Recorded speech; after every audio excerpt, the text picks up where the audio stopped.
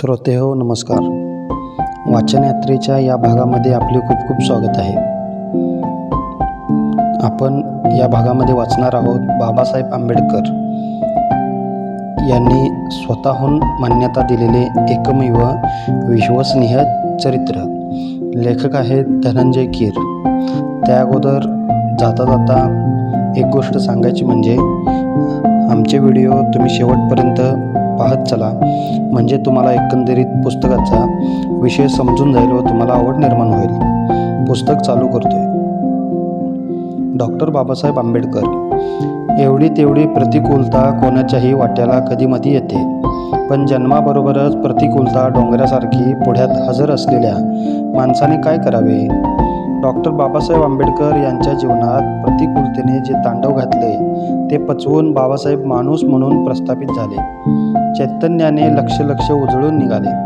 ती दीप्ती अशी अभिनव होती की तिने बाबासाहेबांच्या कोटी कोटी बांधवांना जागृत करून मद्दायंत तू पौरुषम चा मंत्र त्यांच्या प्राणात भरला आणि त्यांना माणूस म्हणून जगायला शिकवले. ती अद्भुत कहाणी प्रत्यक्षात कशी घडली याची रोमांचकारी हकीकत या महाचरित्रात संयमशील समरसतेने सांगितलेली आहे. चरित्र नायकाचे प्रसादपूर्ण दर्शन झाल्याचे समाधान चरित्रकार धनंजय कीर यांच्या शब्दातून मिळते.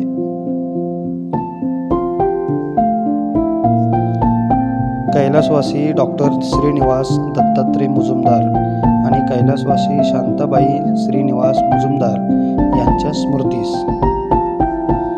प्रकाशकाचे निवेदन.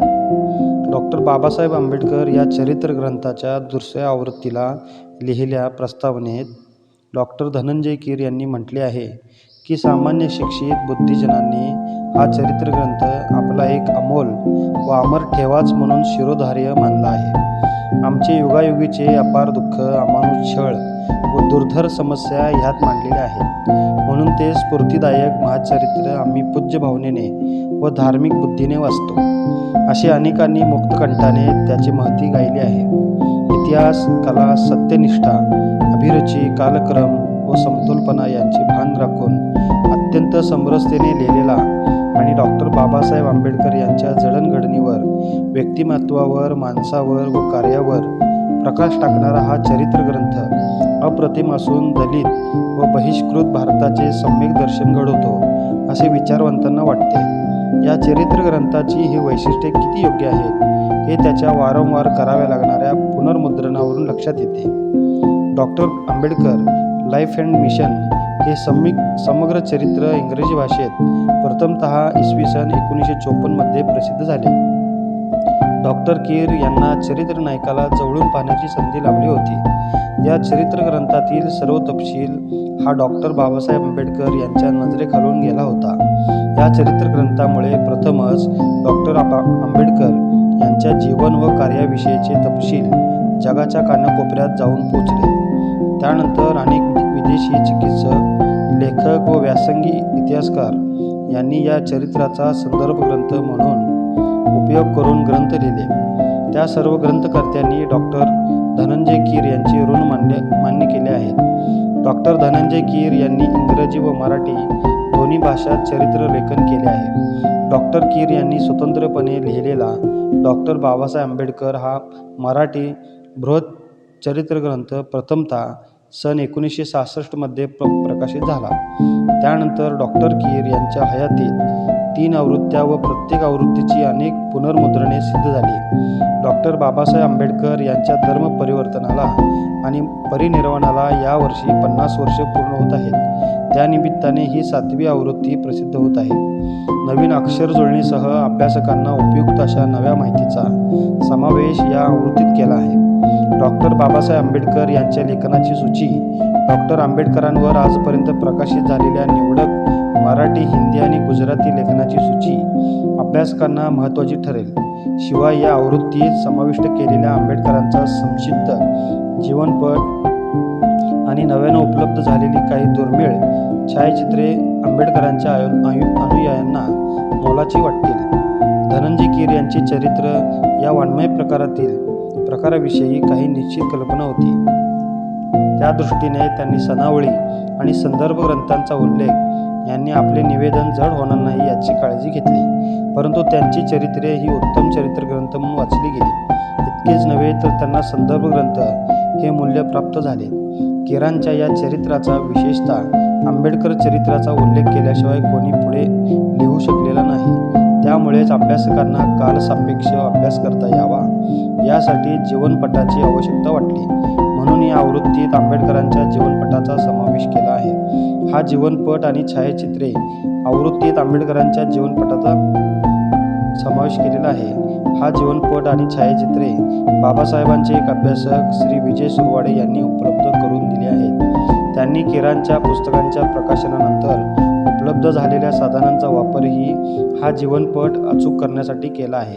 डॉक्टर आंबेडकरांची ग्रंथसंपदा आणि बाबासाहेबांवर आजवर लिहिलेल्या पुस्तकांची सूची तयार करण्यात श्री विजय सुरवाडे आणि मुंबई मराठी ग्रंथ संग्रहालयाचे ग्रंथपाल श्री शशिकांत भगत यांची मोलाची मदत झाली. डॉक्टर बाबासाहेब आंबेडकरांप्रमाणेच डॉक्टर कीर यांनी लिहिलेले वीर सावरकर, महात्मा ज्योतिराव फुले, लोकमान्य टिळक, राजर्षी शाहू छत्रपती, महात्मा गांधी इत्यादी प्रसिद्ध चरित्र ग्रंथही अभ्यासपूर्ण आणि मान्यता पावलेले आहेत. याशिवाय डॉक्टर कीर यांचे कृतज्ञ मी कृतार्थ मी हे आत्मचरित्रही प्रसिद्ध झाले आहे.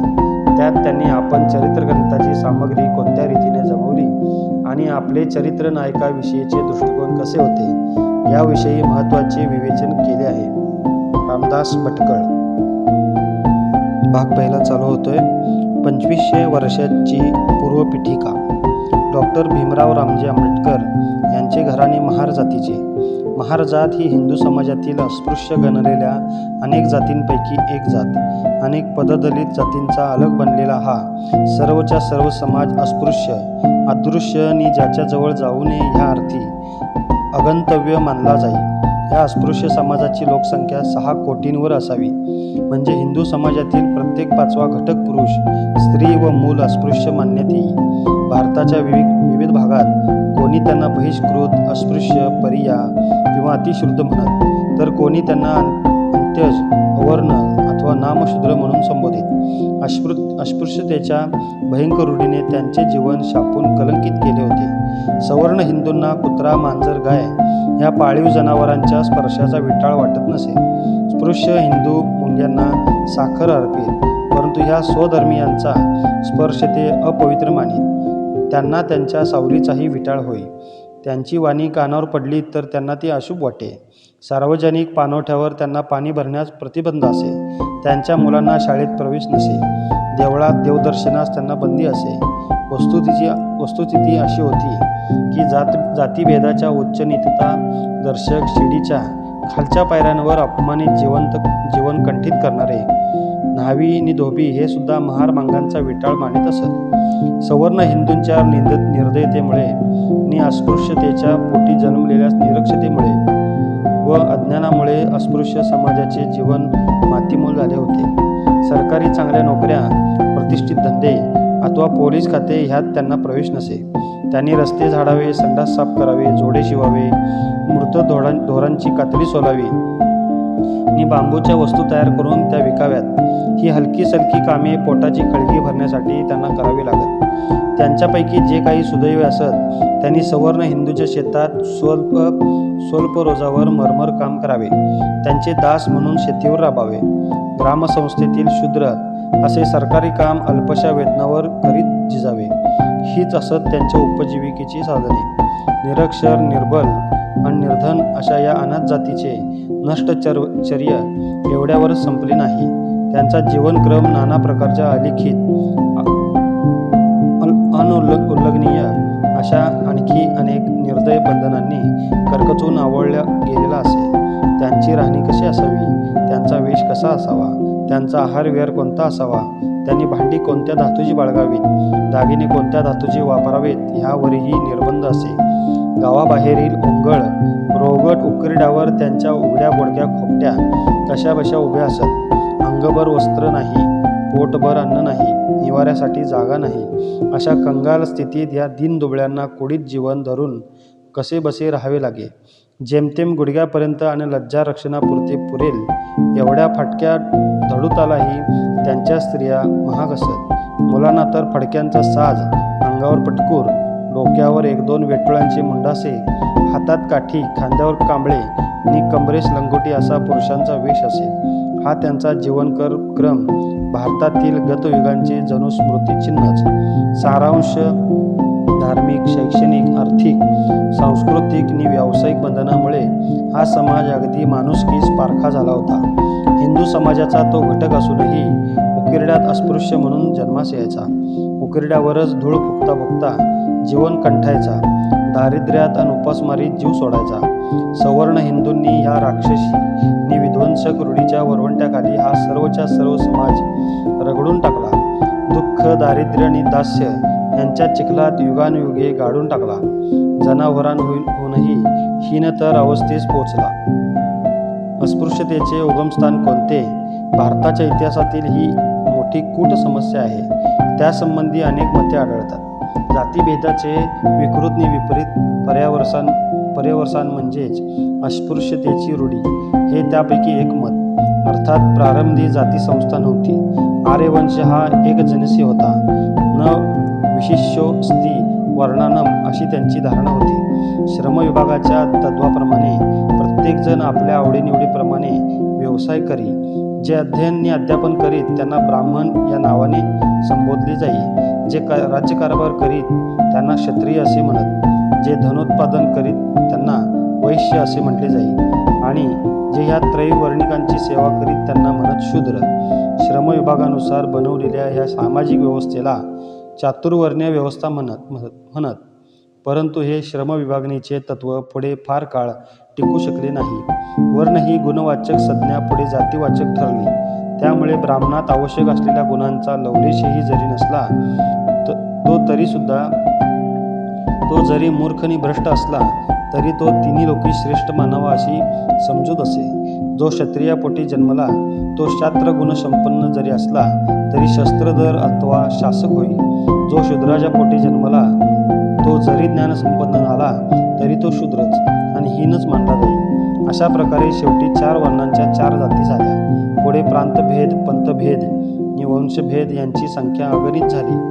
भिन्न चालीरीती, भिन्न आहार आणि संकर यामुळे अनेक जातींमधून शेकडो उपजाती, पोटजाती उत्पन्न झाल्या.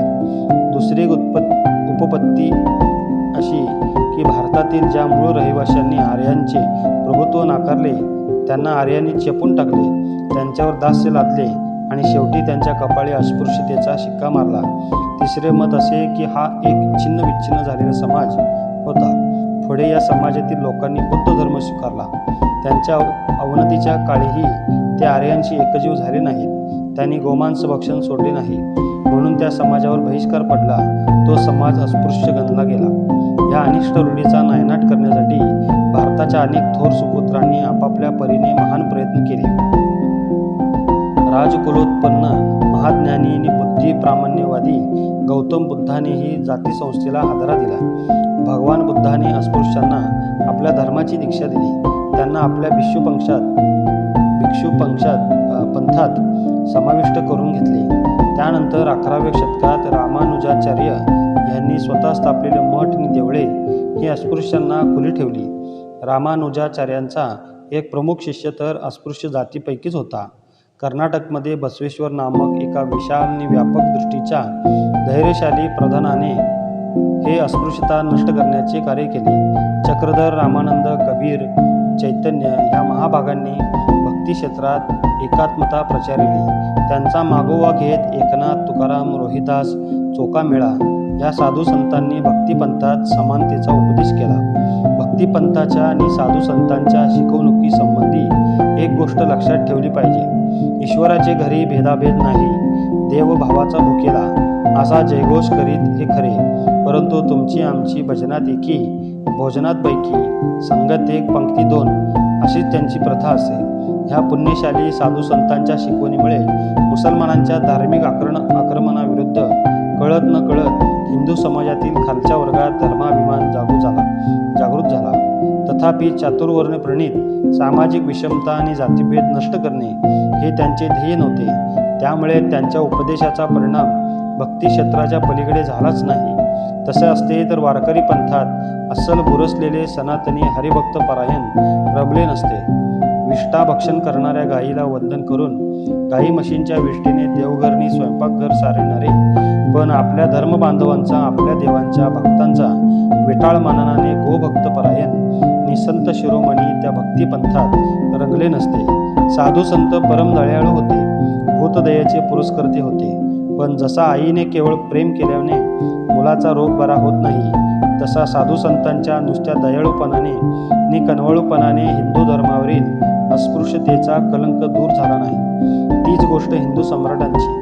आपल्या धर्मबांधवांना अस्पृश्य मानणे हे पाप आहे, हा गुन्हा आहे, असा कोणत्याही भारतीय राजाने निर्बंध केला नाही. एकाही नृपश्रेष्ठाच्या शिलालेखात किंवा स्तूपावर प्रजेला असा आदेश दिलेला आढळत नाही. ब्रिटिश राजवटीच्या प्रारंभी राजाराम मोहन राय यांनी सामाजिक नि धार्मिक पुनरुज्जीवनाची तुतारी फुंकली. त्यांच्या कार्याचा जाती संस्थेवर थोडा हितकारक असा परिणाम बंगालमध्ये झाला. तथापि अस्पृश्यतेला मूठमाती देण्यासाठी प्रत्यक्ष कार्यास आरंभ केला. महात्मा ज्योतिराव फुले यांनी अस्पृश्यतेचे उच्चाटन करून आधुनिक भारतात सामाजिक समता निर्माण करण्याचा महान संदेश दिला. महात्मा ज्योतिराव फुले यांनी त्यांनी दुर्जनांच्या आणि पुराणमतवाद्यांच्या निंदेला, छळाला अलौकिक धैर्याने तोंड दिले. अस्पृश्य समाजाच्या मुक्तीसाठी त्यांनी अभूतपूर्व असे बंड पुकारले. त्यांनी अस्पृश्य बांधवांसाठी पुण्यात 1848 साली एक शाळा काढून भारताच्या 2.5 वर्षांच्या आयुष्यक्रमात अपूर्व अशी क्रांतिकारक घटना घडवली. इतकेच नव्हे तर त्या शाळेसाठी शिक्षक मिळत नव्हते म्हणून आपल्या अशिक्षित पत्नीस सुशिक्षित करून शिक्षिका केले. हे पवित्र कार्य करीत असता त्या साधुशील माऊलीने अज्ञानी बांधवाकडून नि सनातन्यांकडून भयंकर विटंबना सोसली. भारतीय स्त्रीला शिक्षण देऊन तिला आत्मोन्नतीचा मार्ग मोकळा करून देणे व शूद्रांना नि अतिशूरांना शिक्षण देऊन सामाजिक, धार्मिक नि आर्थिक विषमता नष्ट करण्यासाठी त्यांना उभे करणे हे ज्योतिरावांचे कार्य भारतात अजोड आहे. बंगालचे शशीधर बंडोपाध्याय यांनीही या क्षेत्रात उल्लेखनीय असे कार्य केले. भारतीय संस्थानिकांपैकी पुण्यश्लोक सयाजीराव गायकवाड यांचे अस्पृश्यता निवारणाच्या क्षेत्रातील कार्य मोठे भरीवनी परिणामकारक ठरले. अशा प्रजाहितदक्ष, ज्ञानदाता आणि प्रगतिप्रिय नरेश अर्वाचीन भारतात क्वचित झाला असेल. स्पृश्य हिंदूच्या हृदयशून्यतेमुळे अस्पृश्यांकरता काढलेल्या शाळेसाठी स्पृश्य हिंदू शिक्षक मिळेनात म्हणून सयाजी महाराजांना मुसलमान शिक्षक नेमावे लागले. महाराष्ट्रातील अस्पृश्य समाजही आपल्या घोर निद्रेतून जागा होत होता. तो थोडीफार हालचाल करू लागला. त्या समाजाचे वहिले पुढारी गोपाळ बाबा वलंगकर अस्पृश्यता देवनिर्मित नसून मनुष्य निर्मित आहे असा टाहू फोडण्यास त्यांनी आरंभ केला. ते महात्मा फुल्यांच्या चळवळीत तयार झाले होते. ते साधू वृत्तीने राहत असत. आपली गाऱ्हाणे ते वृत्तपत्रे, कीर्तने आणि सामाजिक परिषदान यामधून मांडित असत. हिंदू समाज आपल्या एका घटकावर करीत असलेल्या घोर अन्यायाकडे ते सुशिक्षित हिंदूचे लक्ष वेधी. दयानंदांनी अस्पृश्यता निवारणासाठी फार मोठा लढा लढविला. कर्नल अलकॉट आणि ख्रिस्ती धर्मोपदेशक यांच्या अस्पृश्यांसाठी शाळा अद्याप सुरू झाल्या नव्हत्या. ब्रिटिशांची राजवट सुरू झाली. त्याच वर्षी अस्पृश्यतेची गडद अमावस्या सरू लागली. अस्पृश्य वर्गाच्या स्थितीत शिक्षणाच्या दृष्टीने हळूहळू फरक पडू लागला. आरंभी नवीन राज्यकर्त्यांचे धोरण थोडे सावधगिरीचेच असे. पेशवाईत ब्राह्मणांच्या हाती राज्यकारभार होता. त्यांना असंतुष्ट ठेवायचे नाही. त्यांना पाश्चिमात्य दर्तीचे शिक्षण देऊन राज्यकारभारात गुंतवायचे. त्यांच्याकडून विरोध होईल अशी गोष्ट सहसा करायची नाही अशी त्यांनी दक्षता घेतली होती. शिक्षण घेणे ही त्या काळी ब्राह्मणांची मिराजदारी समजली जाई. अब्राह्मणांनी शिक्षण घेणे ही कल्पनाच त्या काळी अधार्मिक वाटे. ब्राह्मणांना ती असह्य होई. विद्या संपादन करणे आपले काम नव्हे असे पिढ्यानपिढ्या ब्राह्मणांनी त्यांच्या मनावर बिंबवले होते. त्या समजुतीचा धाक आगतिक झालेल्या सातारच्या हातबल छत्रपतींना सुद्धा वाटे. दिवसा शिक्षण घेता येत नसे म्हणून ते रात्रीची शिकत. 1820 साली ब्रिटिशांनी पुण्यातील ब्राह्मणांकरिता संस्कृत पाठशाळा सुरू केली. 30 वर्षानंतर त्या पाठशाळेत ब्राह्मणेतर हिंदू मुलांना प्रवेश द्यावा असे इंग्रजांनी ठरविताच त्या पाठशाळेत बहुतेक सर्व ब्राह्मण अध्यापकांनी ब्रिटिशांच्या नवीन धोरणाला कडाडून विरोध केला आणि त्या धोरणाचा निषेध म्हणून जवळजवळ सर्व अध्यापकांनी राजीनामे दिले. वरच्या वर्गातील ब्राह्मणेतरांच्या शाळा प्रवेशाची जर ही कर्मकथा, तर अस्पृश्यांच्या शिक्षणाची गोष्ट काढताच कोणते अनर्थ घडले असते ह्याची कल्पनाच करावी. ब्राह्मणेतरांना आणि अस्पृश्यांना शिक्षण दिले तर ब्राह्मण विरोध करतील अशी ब्रिटिश सरकारला भीती वाटे. तसा विरोध ओढवून घेण्यास धूर्त राज्यकर्ते त्या काळी फारसे राजी नव्हते. खालच्या समाजाला शिक्षण देऊन जर का क्रांती झाली तर वरिष्ठ वर्गाच्या अगोदर आपलीही होळी होईल अशी भीती ईस्ट इंडिया कंपनीच्या बोर्ड ऑफ कंट्रोलचे अध्यक्ष लॉर्ड एलिनबरो सारख्या मुत्सद्द्यांना वाटे. त्या काळी जवळजवळ सर्व शिक्षक आणि शाळा निरीक्षक ब्राह्मण असत. त्यामुळे ब्राह्मणेतरांचा आणि विशेषतः अस्पृश्यांच्या शिक्षणाचा अधिक प्रश्न बिकट झाला. अस्पृश्यांना सरकारी शाळेत प्रवेश देण्याविषयी त्या काळी अधूनमधून विचार विनिमय होई. तशी मागणीही होती. ती मागणी इंग्रज अधिकारी आणि अव्यवहारी अतद्देशीय समाजसुधारक यांची आहे. ती निराधार आणि अनाठायी अशी चळवळ आहे असे हंटर समितीपुढे साक्ष देताना मो कुंटे यांनी उद्गार काढले. कुंटे हे त्या काळचे नाणावलेले पंडित, समाजसुधारक, रानड्यांचे परममित्र. ब्राह्मणांच्या या स्वार्थी धोरणामुळे निर्माण झालेल्या या प्रतिकूल परिस्थितीचा फायदा ख्रिस्ती धर्म प्रचारकांनी आणि संस्थांनी मोठ्या कुशलतेने घेतला. ख्रिस्ती धर्म प्रचारकांनी धर्मांतराचा हेतू पोटात ठेवून शूद्रांच्या आणि विशेषतः अतिशूद्रांच्या शिक्षणाचा प्रश्न हाती घेतला. ख्रिश्चन धर्म प्रचारकांची वागणूक दयाशील, हातोटी, मोहक, ते त्यांचा विटाळ मानित नसत. त्यामुळे त्यांच्या भूतदयाच्या कार्याचा परिणाम शूद्रांच्या मनावर झाला. ब्राह्मण समाजापेक्षा हे विदेशी ख्रिश्चन धर्मप्रचारक अधिक चांगले अशी त्यांची समजूत झाली. इंग्रज राज्यकर्ते अस्पृश्यांच्या शिक्षणाकडे डोळेझाक करीत काहीसे तटस्थ असत, परंतु बहुधा उदासीनच असत. तरी अस्पृश्यांच्या शिक्षणाचा प्रश्न उसळी मारून 1856 साली पुढे सरसावला. धारवाडच्या सरकारी शाळेच्या मुख्याध्यापकाने एका अस्पृश्य मुलास प्रवेश नाकारला म्हणून हे प्रकरण मुंबईच्या सरकारकडे निर्णयासाठी पाठवण्यात आले. तेथून ते प्रकरण कलकत्त्यात महाराज्यपालांकडे गेले. त्यांनी अनुकूल असा निर्णय केला. या निर्णयाप्रमाणे 1858 साली एका पत्रकाद्वारे प्रांतातील सर्व शाळांना कळवले की ह्यापुढे सरकारी शाळात सर्व जातीच्या विद्यार्थ्यांना प्रवेश मिळेल. ज्या शाळांना सरकारी सहाय्य मिळते त्यांनी सर्व जातीच्या मुलांना प्रवेश दिला पाहिजे. ज्या शाळा हे आज्ञापत्र पाळणार नाहीत त्यांना अनुदान देणे वा न देणे सरकारच्या इच्छेवर अवलंबून राहील. सामाजिक आणि शैक्षणिक क्षेत्रात आंबेडकर पूर्व महाराष्ट्रात अस्पृश्यांच्या हिताच्या दृष्टीने अशा घटना घडत होत्या. राजकीय प्रगतीच्या बाबतीतही भारतीय क्षितिजावर महाराष्ट्र झळकत होता. महाराष्ट्रात नवीन विचाराचे, नवीन जीवनाचे युग अवतरले होते. वासुदेव बळवंत फडके यांनी स्वातंत्र्यासाठी केलेल्या संग्रामाच्या लाटा ओसरत होत्या.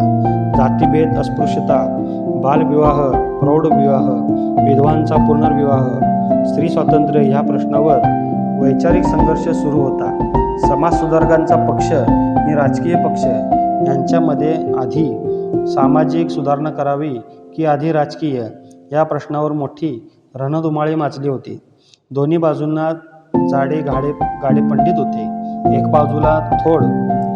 बाजूला थोर विचार प्रवर्तक आणि उदारमतवादी नेते होते, तर दुसऱ्या बाजूला सनातन प्रवृत्तीचे पण राजकारणात प्रभावी आणि त्यागी बाण्याचे वीरमणी होते. मुत्सद्दी इंग्रज राज्यकर्ते आणि मतलबी ब्रिटिश पत्रपंडित यांचे प्रयत्न मात्र हिंदी चळवळ केवळ समाज सुधारणेच्याच रुळावरून चालत राहावी ह्या हेतूने चालले होते. मनातील हेतू हा की भारतीयांचे लक्ष राजकारणाकडे विशेषचे लागू नये. तथापि महाराष्ट्रातील धुरीणांनी दोन्ही कार्याची धुरा वाहिली. लोकहितवादी आणि रानडे यांनी समाजाच्या सर्व घटकांना गुणविकासाची संधी लभावी, न्याय आणि विशाल तत्वांच्या पायावर समाजाची पुनर्रचना व्हावी अशी विचारसरणी मांडली. महात्मा फुले यांची विचारसरणी अधिक क्रांतिकारक होती, अधिक मूलगामी होती. त्यांनी जातीभेद मोडून नवीन समाजरचना, बुद्धिप्रामाण्य, न्याय आणि समता ह्या तत्वांवर उभारावी म्हणून बंड केले. आगरकरांनी व्यक्तिस्वातंत्र्यविषयक तेजस्वी विचार मांडले. पुरोगामी आणि प्रगतीपर विचार प्रदर्शित करणाऱ्या संस्थांना आणि सुधारकांना त्यांनी पाठिंबा दिला. त्रिखंडात कीर्ती पावलेले विद्वत रत्न डॉक्टर भांडारकर आणि न्यायमूर्ती तेलंग महाराष्ट्राच्या नवसमाज निर्मितीचा पाया घालण्याच्या कार्यास सुधारकांना उत्तेजन देत होते. राजकीय सुधारणावाद्यांचे अग्रणी पराक्रमशाली हे पंडितवर्य टिळक होते. त्या काळी प्रकटपणे आणि प्रखर राजकारणी असून आतून पुराणमतवादी म्हणून समाज सुधारणा विरोधी अशा कार्यकर्त्यांचा राजकीय सुधारणावाद्यांच्या गोटात फार मोठा भरणा असे. त्यामुळे त्यांचे मतलबी धोरण असे की आपण अंतर्गत यादवी टाळून दोन्ही पक्षांना समान अशा राजकीय सुधारणांकडे प्रथम लक्ष द्यावे. अशा या समाज सुधारणा विरोधी पक्षाचे जागतिक अपरिहार्य धुरीणत्वच नव्हे तर त्या पक्षाच्या सनातनी मतांचा प्रखर आविष्कारही टिळक करीत असत. समाज सुधारणावाद्यांचा दृष्टिकोन हा राजकीयदृष्ट्या तसा नेमस्त आणि नरम परंतु अधिक प्रामाणिक आणि यथार्थ होता. राजकीय सुधारणावाद्यांचा दृष्टिकोन जरी राजकीयदृष्ट्या अधिक व्यवहारी आणि प्रभावी होता तरी त्यात समाज सुधारणेला बगल देणे हीच खरी आंतरिक प्रवृत्ती होती असे म्हणण्यास प्रत्यय नाही. समाज सुधारणेला राजकीय सुधारणावाद्यांचा जो विरोध होता तो त्यांना समाज सुधारणा राजकीय सुधारणांबरोबर घडवून आणणे अशक्य झाले असते म्हणून नव्हे. राजकारण आणि समाज सुधारणा ह्या एकाच नाण्याच्या दोन बाजू आहेत हे त्यांच्या लक्षात आले नसेल असेही असण्यास संभव आहे. तथापि समतेच्या विशाल आणि उदात्त अशा विचारांच्या पायावर अधिष्ठित होणाऱ्या नवसमाजात आपली पारंपरिक जन्मजात प्रतिष्ठा आणि विशेषाधिकार धोक्यात येतील असेही त्यांना भीती वाटत नसे. काँग्रेसचा जन्म होऊन जवळजवळ 7 वर्षे झाली होती. सरकार दरबारी वरिष्ठपदी आणि राज्यपालांच्या सल्लागार मंडळात हिंदी गृहस्थ नेमावेत अशी ठराविक विनंती आणि कळकळीची प्रार्थना करून काँग्रेसचे अधिवेशन प्रतिवर्षी समाप्त होईल अशी होती आंबेडकर पूर्व महाराष्ट्रात आणि भारताच्या इतर प्रदेशात एकंदर वैचारिक, सामाजिक आणि राजकीय परिस्थिती.